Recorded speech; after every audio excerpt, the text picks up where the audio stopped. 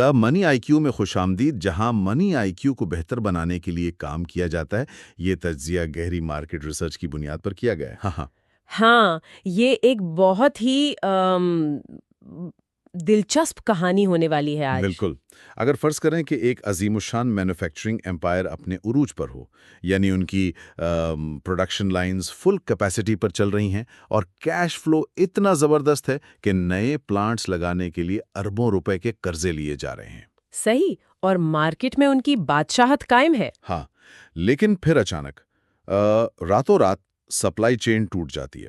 Interest rates आसमान से बातें करने लगते हैं और सबसे बड़ा कॉम्पिटिटर आधी कीमत पर अपना माल मार्केट में फेंकना शुरू कर देता है। एक ऐसी कंपनी जो कल तक रिकॉर्ड मुनाफा कमा रही थी, वो अचानक सर्वाइवल की जंग लड़ने लगती है, गैट्रॉन इंडस्ट्रीज लिमिटेड पर मबनी है। जिसे स्टॉक मार्केट में GATI के टिकर से जाना जाता है। हाँ, GATI 1980 में कायम होने वाली ये कंपनी गनानी एंड तयूब यानी GNT ग्रुप का एक इंतहाई अहम हिस्सा है। इनका बुनियादी कारोबार पॉलिएस्टर फिलामेंट यार्न यानी PFY बनाना है। और साथ ही ये PET प्रीफॉर्म्स, बॉटल्स और BOPET फिल्म के बिजनेस में भी एक बड़ी ताकत है। मतलब इनका स्केल छोटा नहीं है। वाकई।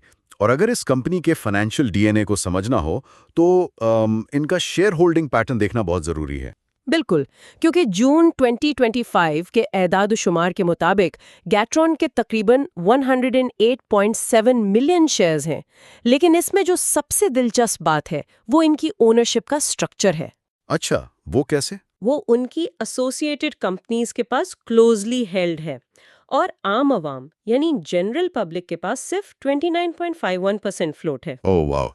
ये ओनरशिप स्ट्रक्चर तो अपने आप में एक बहुत डिफेंसिव शील्ड लगता है। हाँ ना, जब 60% से ज्यादा शेयर्स टाइटली हेल्ड हो तो कंपनी हॉस्टाइल टेकओवर से महफूज रहती है। सही। और मैनेजमेंट लॉन्ग टर्म बेट्स ले सकती है आराम से। और आज के इस तज्जिए का मकसद भी यही है कि हम गेट्रॉन के 2019 से लेकर 2026 के शुरुआती अरसे तक के मालियाती उतार चढ़ाव को समझें। हम इस बात का जायजा लेंगे कि किस तरह इनकी अचानक और एग्रेसिव एक्सपेंशन और फिर मैक्रो इकोनॉमिक बहरान ने इनके बिजनेस मॉडल को झंझोड़ कर रख दिया। खास तौर पर वो चाइनीज डंपिंग और रॉ मटेरियल के मसाइल। ठीक है, आए इसे थोड़ा खोल कर देखते हैं। जरूर। अगर हम टाइमलाइन को 2019 पर सेट करें, तो ये साल गैट्रॉन के लिए एक शानदार फाइनेंशियल ईयर था। इनकी टॉप लाइन में तकरीबन 36.14% का जबरदस्त इजाफा दिखा गया। लेकिन फाइनेंशियल्स को डिग डीप करने से एक अजीब अनोमली नजर आती है। अजीब एनॉमली? मतलब क्या? मतलब इनका असल फाइनेंशियल मसल इनके कोर ऑपरेशन से नहीं आ रहा था उस साल। वेट, वाकई? तो फिर कहाँ से आ रहा था मुनाफा? बिल्कुल। और यही वो पॉइंट है जहां हमें होल्डिंग स्ट्रक्चर्स और क्रॉस इन्वेस्टमेंट्स की ताकत समझ आती है। 2019 में गाट्रॉन के कारकर्दगी का असल हीरो उनकी इन्वेस्टमेंट इनकम थी। अच्छा। ये इनकम 146.22% बढ़कर 1120.09 मिलियन रुपए तक पहुंच गई। ये कैश फ्लो असल में इनकी सब्सिडियरी कंपनी गाट्रॉन पावर और एक एसोसिएटेड कंपनी नोवाटेक्स से आने वाले हेवी डिविडेंड्स की शक्ल में था। यानी PFI की सेल्स अपनी जगह, लेकिन इन सब्सिडरीज ने एक ऐसी कैश पाइपलाइन बना दी थी जिसने पूरे कंपनी के नेट प्रॉफिट मार्जिन को डबल डिजिट्स में पहुंचा दिया। हाँ, तकरीबन 10.14% तक। एक हैवी मैन्युफैक्चरिंग कंपनी के लिए डबल डिजिट नेट मार्जिन एक बहुत बड़ी कामयाबी मानी जाती है। बहुत बड़ी। लेकिन जैसा कि हम जानते हैं, मार्केट में हर उरूज के बाद एक इम्तिहान होता है। हाँ, और 2020 में ये इम्तिहान कोविड-19 की शक्ल में आया। कोविड का झटका किसी भी कंटिन्यूअस मैन्युफैक्चरिंग इंडस्ट्री के लिए एक नाइटमेयर होता है। गैथरॉन को लगातार 66 दिन तक अपनी प्रोडक्शन लाइंस कंप्लीटली बंद रखनी पड़ी। बाप रे, 66 दिन! हाँ, अब पॉलीमर और यार्न की मैन्युफैक्चरिंग कोई ऐसी चीज नहीं जिसे आप जब चाहें स्विच ऑफ और स्विच ऑन कर लें। ये कंटिन्यूअस एक्सट्रूजन और हीटिंग प्रोसेसेस होते हैं। तो इसका असर सीधा नंबर्स पर आया होगा। बिल्कुल। 66 दिन के शटडाउन का सीधा असर ये हुआ कि टॉप लाइन 26.93% गिर गई।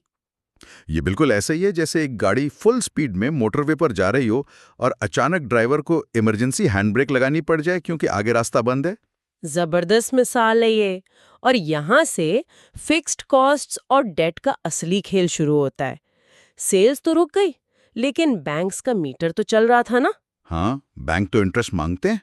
1 साल के अंदर इनकी फाइनेंस कॉस्ट में 1082.75% का अजीम इजाफा हुआ, क्योंकि कंपनी ने फिक्स्ड एसेट्स और वर्किंग कैपिटल के लिए शदीद बोरोइंग की। अगर हम इसे बड़ी तस्वीर के साथ जोड़कर देखें, हाँ, अगर हम इसे बड़ी तस्वीर के साथ जोड़कर देखें तो ये समझ आता है कि ऑपरेटिंग लेवरेज जब रिवर्स गियर में जाता है तो वो इक्विटी को कैसे खाता है। सही, लेकिन फिर भी वो सरवाइव कर गए। वो इसलिए क्योंकि नोवाटेक से आने वाले डिविडेंड ने इस शटडाउन के दौरान एक लिक्विडिटी ब्रिज का काम किया और उन्हें कैश क्रंच से बचा लिया। ये एक बहुत अहम सबक है कॉर्पोरेट ट्रेजरी मैनेजमेंट का। लेकिन मार्केट हमेशा डाउन नहीं रहती। 2021 और 2022 का दौर गैटरों के लिए वापसी और एक नए उरूज का सफर लेकर आया। हाँ, 2021 में पोस्ट कोविड डिमांड तो बढ़ी, लेकिन इनकी प्रॉफिटेबिलिटी में एक मैसिव स्पाइक आया जिसकी वजह ऑपरेशन से ज्यादा एक लीगल नतीजा था। ओह हाँ, वो सुप्रीम कोर्ट वाला फैसला। बिल्कुल, सुप्रीम कोर्ट ने जीआईडीसी यानी गैस इंफ्रास्ट्रक्चर डेवलपमेंट सेस को खत्म कर दिया, जिसका सीधा फायदा इनकी एनर्जी कॉस्ट को हुआ होगा। पीएफवाई और पॉलिमर मैन्युफैक्चरिंग इंतहाई एनर्जी इंटेंसिव बिजनेसेस हैं। गैस इनकी कॉस्ट का बड़ा हिस्सा है। जब जीआईडीसी अचानक खत्म हुआ तो इनका ऑपरेटिंग प्रॉफिट 191.66% बढ़ गया। क्या बात है। और इस रेगुलेटरी रिलीफ का मोमेंटम सीधा 2022 में शिफ्ट हुआ। मैं देख रहा था कि 2022 इनकी तारीख का सबसे बेहतरीन साल था। टॉप लाइन ने ऑलमोस्ट 23,959 मिलियन रुपीस का मार्क टच किया। इन्होंने अपनी कैपेसिटी बढ़ाकर 75,000 एमटी कर दी थी और 76% कैपेसिटी इस्तेमाल हुई। यहां तक कि हुकूमत ने जो सुपर टैक्स इंपोज किया था, उस हैवी टैक्स बर्डन के बावजूद इनकी बॉटम लाइन 71.46% बढ़ गई। हर तरफ कैश ही कैश था। लेकिन यहां आकर बात वाकई बहुत दिलचस्प हो जाती है। अच्छा, वो क्यों? मेरा सवाल यह है कि अगर मुनाफा इतना ज्यादा हो रहा था, कैश फ्लोज इतने स्ट्रांग थे, तो इनका गियरिंग रेशो यानी कर्जे का तनासुब 15% से बढ़कर सीधा 58% पर क्यों जा पहुंचा? क्या वो कुछ ज्यादा ही एग्रेसिव नहीं हो गए थे? ये कॉर्पोरेट फाइनेंस की दुनिया का सबसे क्लासिक ट्रैप है, साइक्लोह्यूब्रिस। साइक्लोह्यूब्रिस? हाँ, जब हालात अच्छे होते हैं और डिमांड बढ़ रही होती है तो मैनेजमेंट को लगता है कि ये अपसाइकिल हमेशा चलेगा। इस एक्सेसिव ऑप्टिमिज्म में गैरेंट्रॉन ने एक्सपेंशन पर अंधाधुंध सरमायाकारी की। मतलब नए प्लांट्स लगाना शुरू कर दिए? बिल्कुल, उन्होंने सोचा कि क्यों ना मार्केट शेयर को कंप्लीटली डोमिनेट किया जाए। उन्होंने अपनी पीएफआई कैपेसिटी को 75,000 टन से बढ़ाकर 99,000 टन करने का प्लान एग्जीक्यूट किया और साथ ही एक नया पॉलीमर प्लांट लगा लिया जिसकी कैपेसिटी 230,000 टन थी। यानी एक मैसिव स्केल अप, लेकिन फंडिंग डेट से आई। जी, उन्होंने बैलेंस शीट को एक्सट्रीम लेवरेज पर डाल दिया। जब इंटरेस्ट रेट्स लो हों तब तो ये स्ट्रैटेजी जीनियस लगती है, लेकिन उन्होंने मैक्रो इकोनॉमिक शिफ्ट्स को मिसकैलकुलेट कर दिया। यही वो अग्रेसिव एक्सपेंशन थी जो आगे चलकर एक एग्जिस्टेंशियल मसला बनने वाली थी। तो इस सब का आखिर मतलब क्या है? इसका सीधा मतलब यह है कि गैट्रॉन ने एक ऐसी मैसिव मशीनरी खड़ी कर ली थी जिसका फ्यूल सस्ता कर्ज था। लेकिन फिर 2023 आया, जिसे हम द परफेक्ट स्टॉर्म कह सकते हैं। हाँ, 2023 से हालात खराब होना शुरू हुए। जियोपॉलिटिक्स और ग्लोबल सप्लाई चेन्स ने अपना रुख बदला। वो चाइनीज डंपिंग वाला मामला? वही, पोस्ट कोविड चाइना ने अपनी पॉलीमर इंडस्ट्रीज में मैसिव कैपेसिटी ऐड की थी, लेकिन जब चाइना की अपनी इकोनॉमी स्लो हुई तो उनके पास अजीम ओवर कैपेसिटी बच गई। तो उन्होंने अपना सारा एक्स्ट्रा माल सस्ते दामों मार्केट में फेंकना शुरू कर दिया। बिल्कुल, चाइनीज प्रोड्यूसर्स ने पाकिस्तान जैसी मार्केट्स में सस्ता यार्न डंप करना शुरू किया। साथ ही गैट्रॉन की अपनी सप्लाई चेन मुतासर हुई। लौटे से रॉ मटेरियल आना स्लो हो गया और गैस की कमी भी होने लगी। अब यहाँ वो नया 230,000 टन्स वाला पॉलीमर प्लांट और 99,000 टन्स की पीएफवाई कैपेसिटी इनके सामने एक अजीम सवाल बनकर खड़ी थी। यही वो पॉइंट है जहां आइडल कैपेसिटी अपना असल खौफनाक रूप दिखाती है। जब आपका नया प्लांट डिमांड ना होने की वजह से बेकार या आइडल पड़ा हो, तो आपकी मशीनरी की डिप्रिसिएशन और इंटरेस्ट एक्सपेंसेस पर यूनिट इतने बढ़ जाते हैं कि फिक्स्ड कॉस्ट आसमान को छू लेती है। जिसका नतीजा बिल्कुल वाज़ेह था, मालियाती नुकसान। 2024 में कंपनी को पिछले कई बेहतरीन सालों के बाद अचानक 204.36 मिलियन रुपए का नेट लॉस फेस करना पड़ा।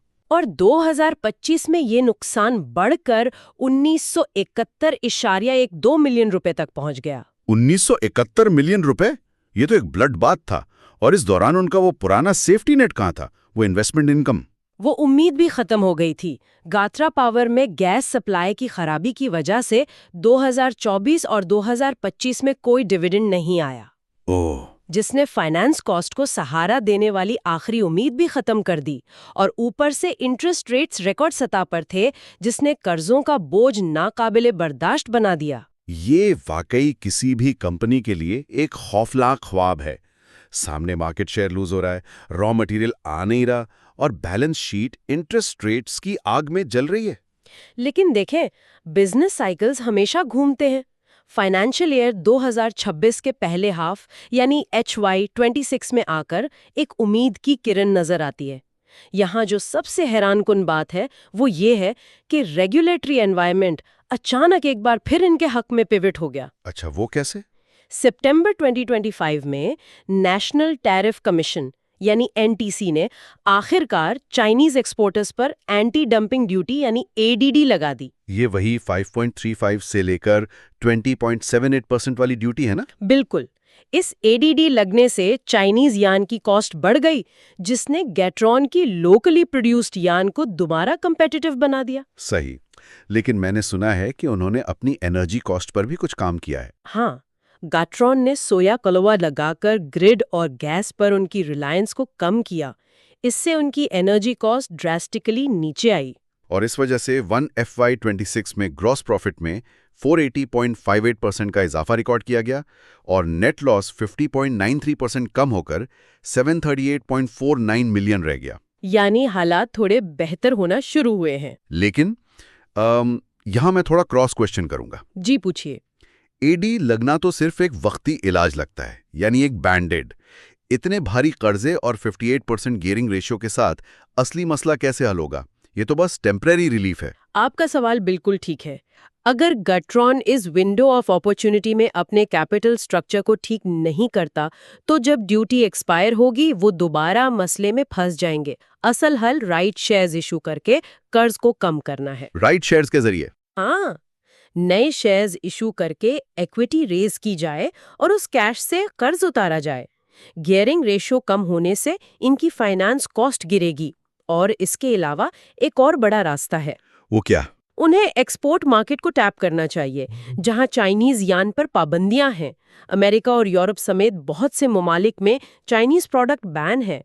इन्हें अपनी आइडल कैपेसिटी को वहां इस्तेमाल में लाया जा सकता है। तो इसका मतलब ये हुआ कि 2022 की वो एग्रेसिव एक्सपेंशन अभी भी इनके लिए एक ताकतवर आलमी एक्सपोर्टर बनने का जरिया बन सकती है। बिल्कुल।